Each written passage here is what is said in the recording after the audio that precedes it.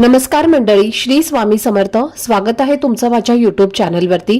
आजचा दिवस तुम्हा सर्वांना खूप छान, सुखाचा, आनंदाचा आणि समाधानाचा जाऊ देत, हीच मी स्वामींच्या चरणी प्रार्थना करते आणि आजच्या या नवीन व्हिडिओला सुरुवात करते. पण त्या अगोदर तुम्ही माझ्या चॅनलवरती जर नवीन असाल तर चॅनलला पण लगेच सबस्क्राईब करा आणि कमेंटमध्ये श्री स्वामी समर्थ लिहायला अजिबात विसरू नका. तर मंडळी, आता लवकरच आपण 2026 या नवीन वर्षात प्रवेश करणार आहोत आणि हे वर्ष खूप खास असणार आहे, कारण यंदा अधिक मास म्हणजेच धोंड्याचा महिना सुद्धा आलेला आहे. धोंड्याचा महिना हा भगवान विष्णूंना समर्पित असतो आणि आपल्या हिंदू धर्मामध्ये हा महिना अत्यंत पवित्र, पुण्यदायी आणि शुभ मानला जातो. त्यामुळे या महिन्याला पुरुषोत्तम मास असंही म्हटलं जातं. आपल्या धर्मात प्रत्येक महिना, प्रत्येक तिथी आणि प्रत्येक दिवसाला एक वेगळं महत्व आहे आणि साधारणपणे दर 3 वर्षांनी एकदा येणारा हा अधिक मास संपूर्ण वर्षाला विशेष आध्यात्मिक महत्व देतो. ज्या वर्षी अधिक मास येतो त्या वर्षी 12 महिने न राहता 13 महिन्यांचं पूर्ण वर्ष होतं आणि त्यामुळे या काळात केलेली उपासना, जप, व्रत आणि भक्ती अधिक फलदायी मानली जाते. हा महिना खास करून देवतेची कृपा प्राप्त करून घेण्यासाठी सर्वोत्तम काळ मानला जातो आणि याच काळात अनेक धार्मिक विधी, पूजा अर्चा आणि साधना केल्या जातात. तर मंडळी, 2026 मध्ये अधिक मास नेमका कधी सुरू होणार आहे, तो कधीपर्यंत असणार आहे आणि या महिन्यात कोणती शुभ कामं करावीत आणि कोणती कामं टाळावीत याबद्दल लोकांच्या मनात अनेक प्रश्न असतात. तसेच अधिक मासात मुलीने आईची ओटी का भरावी, ओटी कशी भरावी, ओटी भरताना आईसाठी कोणती एक महत्वाची वस्तू नक्की घ्यावी याबद्दल सुद्धा अनेक जण संभ्रमात असतात. याचबरोबर या महिन्यात आपण जोडवी बदलतो, पायात नवीन जोडवी घालतो, पण जोडवी बदलताना कोणती एक मोठी चूक अजिबात करू नये हे जाणून घेणं सुद्धा तितकंच आवश्यक आहे. याशिवाय अधिक मासात अजून कोणत्या महत्वाच्या गोष्टी नक्की कराव्यात जेणेकरून आपल्या आयुष्यामध्ये सुख, समाधान आणि सकारात्मकता वाढेल याबद्दलची संपूर्ण माहिती मी आजच्या व्हिडिओमध्ये तुमच्यासोबत शेअर करणार आहे. त्यामुळे व्हिडिओ हा स्किप न करता शेवटपर्यंत नक्की पहा, जेणेकरून तुमच्यापर्यंत योग्य ती माहिती पोहोचेल. आणि तुम्ही माझ्या चॅनलवरती जर नवीन असाल तर चॅनलला पण लगेच सबस्क्राईब करा आणि बेल आयकॉनला पण प्रेस करा, म्हणजे मी जेव्हा कधीही नवीन व्हिडिओज अपलोड करेन त्याचं नोटिफिकेशन सर्वात आधी तुम्हाला मिळेल आणि तुमचा एकही व्हिडिओ हा मिस होणार नाही. तसेच हाईप बटनला सुद्धा क्लिक करा. 2026 साली अधिक मासाची सुरुवात 17 मे 2026 या दिवशी होणार आहे आणि या पवित्र अधिक मासाची समाप्ती 15 जून 2026 या रोजी होणार आहे. अधिक मास हा दरवर्षी येत नाही, तर तो साधारणपणे दर 3 वर्षांनी एकदाच येतो आणि त्यामुळेच हा महिना खूप खास आणि महत्वाचा मानला जातो. हा संपूर्ण महिना भगवान श्री विष्णूंना समर्पित असतो आणि म्हणूनच या काळात जास्तीत जास्त विष्णू उपासना, जप, व्रत आणि भक्ती केली जाते. अधिक मास हा शुभ कार्याच्या दृष्टीने खूप महत्वाचा मानला जातो, कारण या महिन्यात केलेले दान, जप, तप, व्रत आणि धार्मिक ग्रंथांचं पठण केल्याने आपल्याला अनेक पटीने पुण्यफळ हे प्राप्त होतं. अधिक मासामागे ज्योतिषशास्त्र आणि खगोलशास्त्राचं कारण आहे. आपले हिंदू कॅलेंडर हे चंद्र आणि सूर्य या 2 पद्धतींवरती आधारित आहे. चंद्रवर्ष साधारण 353 दिवसांचं असतं, तर सौर वर्ष हे 365 दिवसांचं असतं. या दोन्ही वर्षांमध्ये काही दिवसांचा फरक निर्माण होतो आणि हा फरक भरून काढण्यासाठी दर 3 वर्षाने एक अतिरिक्त महिना जोडला जातो. यालाच आपण अधिक मास असे म्हणतो. पूर्वी या अधिक महिन्याला कोणताही स्वामी नव्हता आणि म्हणून या महिन्याला विशेष महत्व दिलं जात नव्हतं.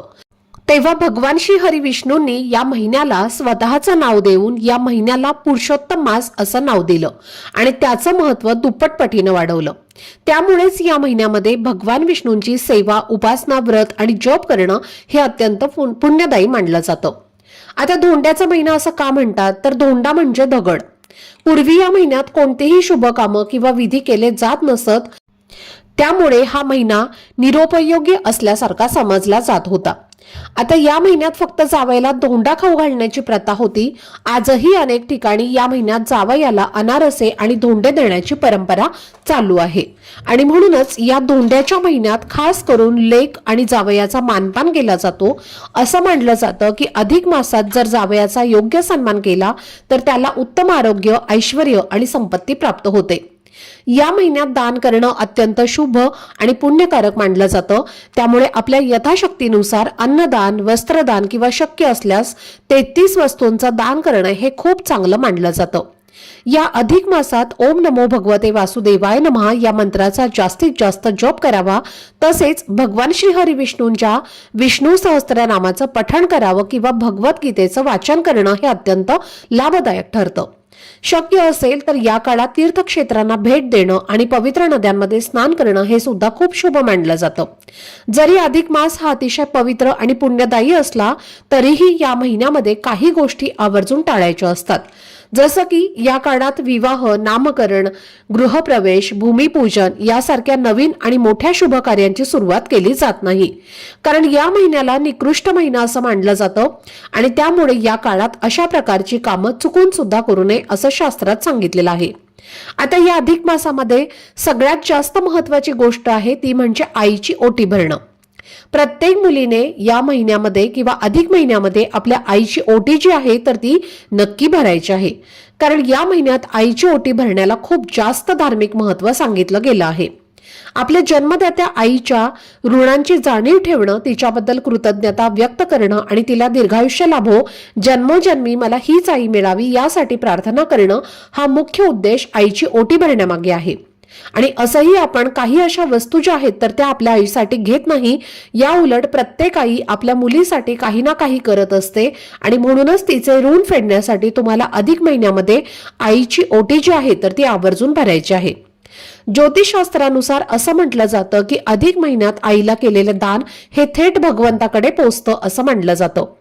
आता या अधिक महिन्यामध्ये आईची ओटी कोणत्या दिवशी भरावी तर पहा, अधिक महिना सुरू झाल्यापासून ते अधिक महिना संपेपर्यंत तुम्ही कोणत्याही दिवशी आईची ओटी जी आहे तर ती जाऊन भरू शकता। पण तुम्हाला शक्य असेल तर या अधिक महिन्यामध्ये तुम्ही आईची ओटी मंगळवारी किंवा शुक्रवारी भरण्याचा जास्तीत जास्त प्रयत्न करा, कारण आपण देवीची ओटी सुद्धा मंगळवारी किंवा शुक्रवारी भरत असतो आणि आपली आई ही देखील देवीपेक्षा कमी नाही आणि म्हणूनच तुम्हाला शक्य असेल तर या अधिक महिन्यामध्ये तुम्ही मंगळवारी किंवा शुक्रवारी आईची ओटी भरू शकता। पण या 2 दिवशी नाही शक्य झालं तर तुम्ही आठवड्यातल्या कोणत्याही दिवशी जाऊन आईची ओटी जी आहे तर ती भरू शकता। आता आईची ओटी भरण्यासाठी तुम्हाला तांदूळ, खण, नारळ, ब्लाउज पीस, सुकामेवा, सौभाग्याच्या वस्तू जसं की हळदी कुंकवाचा करंडा, हळदी कुंकू, हिरव्या रंगाच्या बांगड्या, कंगवा आणि यासोबतच तुम्हाला काही गोड पदार्थ जे आहेत तर ते सुद्धा घ्यायचे आहेत, ज्यामध्ये तुम्ही अनारसे घेऊ शकता किंवा तुम्ही इतर कोणताही गोड पदार्थ घेतला तरीही चालेल। पण अधिक मासामध्ये अनारसाला खूप जास्त महत्त्व आहे, म्हणून अनारसे घेण्याचा जास्तीत जास्त प्रयत्न करा। तसेच मुलीने आईला नवीन वस्त्र द्यावे, नवीन एखादी साडी जी आहे तर ती आपल्या आईसाठी खरेदी करावी, आईला पाटावर बसवून तिला हळदी कुंकू लावावे आणि नंतर आईच्या साडीच्या पदरावर तुम्हाला नारळ, खण, तांदूळ आणि इतर वस्तू या ओटी ठेवून आईची ओटी भरायची आहे।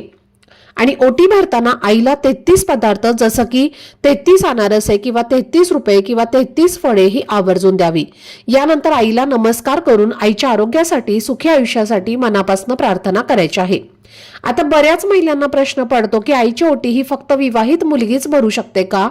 तर अविवाहित मुलगी सुद्धा आपल्या आईची ओटी अधिक महिन्यामध्ये भरू शकते।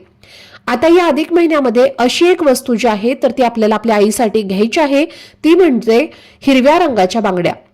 तर पहा, तुम्ही आईला हिरव्या रंगाच्या बांगड्या ज्या आहेत तर त्या आवर्जून द्यायच्या आहेत आणि जर तुम्हाला त्या हिरव्या रंगाच्या बांगड्या देणं शक्य नाही झालं तर बांगड्या भरण्यासाठी तुम्ही 100 रुपये का होईना नक्की आईला बांगड्या भरण्यासाठी द्यायच्या आहेत, कारण या अधिक महिन्यामध्ये आईला हिरव्या रंगाच्या बांगड्या भरणं हे खूप शुभ मानलं जातं आणि म्हणून प्रत्येक मुलीने आईसाठी ही एक महत्त्वाची वस्तू नक्की द्यायची आहे।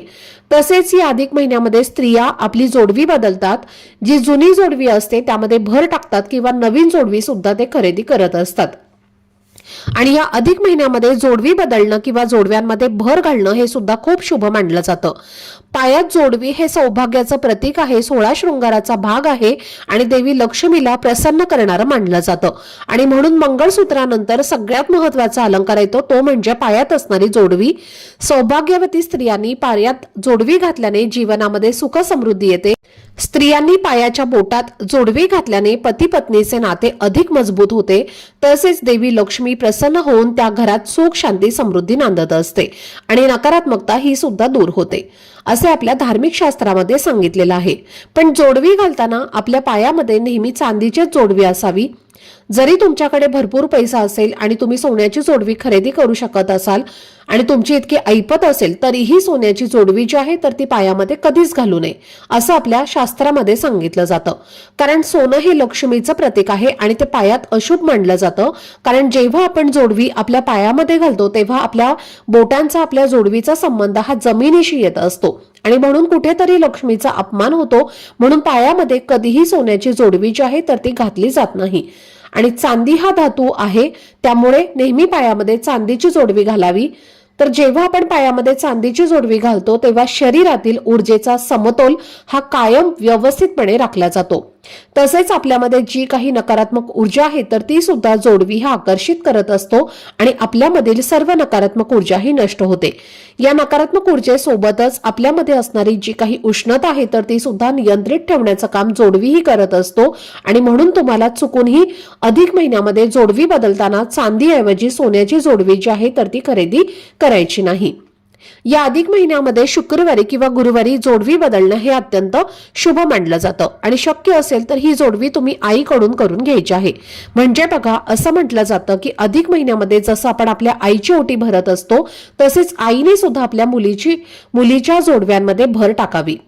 मुलीला नवीन जोडवी करून द्यावी असं म्हटलं जातं. म्हणूनच तुमच्या आईला शक्य असेल तर नक्कीच आईकडून तुम्ही ही जोडवी करून घ्यायची आहे. पण जर आईला करणं शक्य नसेल तर तुम्ही ही स्वतःही जोडवी केली तरी सुद्धा चालेल. तसेच या पवित्र महिन्यात छोटीशी चूक सुद्धा आपल्याला जे आहे तर ती करायची नाही. त्यामुळे सुद्धा आपलं पुण्य जे आहे तर ते हिरावून घेऊ शकतं आणि म्हणून आपल्याला या अधिक महिन्यामध्ये अशा काही चुका ज्या आहेत तर त्या आवर्जून टाळायच्या आहेत. या अधिक महिन्याच्या काळामध्ये आपले स्वामी भगवान श्री हरी विष्णू यांची सेवा नेमकी ही कशी करावी जेणेकरून आपल्याला या सेवेचं संपूर्ण फळ हे प्राप्त होईल. अधिक मासात तप आणि संयमाचा महिना आहे आणि त्यामुळे या काळात भौतिक सुखाच्या संबंधित काही गोष्टी टाळल्या पाहिजेत. या महिन्यात सांगितल्याप्रमाणे जे शुभ कार्य आहे तर ते वर्ज्य करावं. जसं की गृहप्रवेश असेल, नामकरण सोहळा असेल, ज्या गोष्टी काही मी तुम्हाला अगोदर सांगितल्या आहेत तर त्या पूर्णपणे तुम्हाला वर्ज्य करायच्या आहेत. तसेच भगवान विष्णूंची सेवा करत असताना आपल्या शरीरात आणि मनात शुद्धता असणं खूप महत्वाचं आहे. त्यामुळे हा संपूर्ण महिन्यात तुम्हाला मांसाहार, मद्यपान, कांदा, लसूण, शिळे अन्न खाणं हे आवर्जून टाळायचं आहे आणि जास्तीत जास्त सात्विक फलाहार करावा. तसेच या महिन्यात नवीन वस्तूंची खरेदी करणं किंवा मोठी मालमत्ता खरेदी करणं हे आवर्जून टाळावं. या महिन्यात केलेलं कार्य हे लगेच फलदायी होत नाही. त्यामुळे केलेले व्रत वैकल्य करून चालत नाही. तर वाणीची शुद्धता असणं हे सुद्धा आवश्यक आहे. या काळात कोणाशीही वाद घालू नका, अपशब्द बोलू नका, कोणाशीही खोटं बोलू नका, शांती, संयम आणि मधुर भाषा वापरा. हा महिना दान धर्मासाठी सुद्धा ओळखला जातो. या महिन्यात दान करणं हे खूप शुभ मानलं जातं. आपल्या क्षमतेनुसार अन्नदान, वस्त्रदान, कमीत कमी 33 वस्तूंचं दान हे नक्की करा. दान करताना मनात कोणताही स्वार्थ तुम्ही ठेवू नका. या पवित्र अधिक मासाच्या काळात तुळशीची पूजा करणं अतिशय शुभ आणि पुण्यदायी मानलं जातं. कारण तुळस माता ही भगवान श्री हरी विष्णूंना अत्यंत प्रिय आहे आणि म्हणूनच विष्णू उपासनेत तुळशीला खूप महत्त्व दिलं जातं. मात्र अनेक लोक न कळत एक चूक करतात, ती म्हणजे रविवारी किंवा एकादशीच्या दिवशी तुळशीला पाणी घालणं. पण हे शास्त्रानुसार योग्य मानलं जात नाही. त्यामुळे रविवार आणि एकादशी या दिवशी तुळशीला कधीही पाणी घालू नये. ही गोष्ट तुम्ही आवर्जून लक्षात ठेवा. अधिक मासाचे संपूर्ण फळ प्राप्त करायचं असेल तर या काळात भगवान श्री हरी विष्णूंची मनापासून श्रद्धेने आणि निष्ठेने सेवा करणं खूप आवश्यक असतं आणि यालाच पुरुषोत्तम उपासना असं म्हटलं जातं. भगवान विष्णूंच्या पूजेमध्ये सर्वात महत्वाची गोष्ट म्हणजे जप आणि म्हणूनच या महिन्यात दररोज सकाळी आणि संध्याकाळी ओम नमो भगवते वासुदेवाय नमः या मंत्राचा किमान 108 वेळेला जप नक्की करावा. कारण असा जप केल्याने मन शांत होतं आणि सकारात्मक ऊर्जा वाढते. यासोबतच अधिक मासात श्रीमद भगवद्गीता किंवा रामायण यापैकी कोणत्याही एका ग्रंथाचं वाचन दररोज किंवा शक्य तितके आवर्जून करावं. कारण या ग्रंथाचं वाचन केल्याने जीवनाला योग्य दिशा मिळते आणि भक्ती अधिक दृढ होते. या महिन्यात दीपदानाला सुद्धा खूप महत्व आहे. त्यामुळे दररोज संध्याकाळी तुळशीपाशी किंवा घरातील मंदिरात तुपाचा दिवा नक्की लावावा. कारण दिव्याच्या प्रकाशामुळे घरात शांती, सकारात्मकता आणि पवित्र वातावरण हे निर्माण होतं. या अधिक मासामध्ये दररोज भगवान श्री हरी विष्णूंना पिवळ्या रंगाची फुलं आणि पिवळ्या रंगाचा नैवेद्य अर्पण करणं खूप शुभ मानलं जातं. कारण पिवळा रंग हा भगवान श्री हरी विष्णूंना अतिशय प्रिय आहे. शक्य असेल तर दररोज भगवान श्री हरी विष्णूंच्या मूर्तीला पंचामृताने अभिषेक करावा आणि जर ते शक्य नसेल तर फक्त शुद्ध पाण्याने अभिषेक केला तरीही चालतो, कारण भाव आणि श्रद्धा हेच सर्वात जास्त महत्त्वाचं असतं. आणि म्हणूनच मैत्रिणींनो, या पवित्र अधिक मासामध्ये या छोट्या पण महत्त्वाच्या गोष्टी लक्षात ठेवून काही चुका टाळल्या तर निश्चितच भगवान श्री हरी विष्णूंची कृपा आपल्यावर नक्कीच होईल आणि या अधिक मासाचं संपूर्ण पुण्यफळ हे आपल्याला प्राप्त होईल. सांगितल्याप्रमाणे तुम्हाला भगवान श्री हरी विष्णूंची सेवा देखील करायची आहे, तर या पद्धतीने तुम्ही अधिक मासामध्ये या गोष्टी केल्या तर नक्कीच अधिक मासाचं संपूर्ण फळ हे तुम्हाला प्राप्त होईल. तर ही अत्यंत महत्त्वाची माहिती मला तुमच्यासोबत शेअर करायची होती. आजचा हा व्हिडिओ जर तुम्हाला आवडला असेल, माहितीपूर्ण वाटला असेल तर व्हिडिओला लाईक, शेअर आणि चॅनलला सबस्क्राईब नक्की करा. भेटूयात पुढच्या व्हिडिओमध्ये. तोपर्यंत सर्वांना श्री स्वामी समर्थ.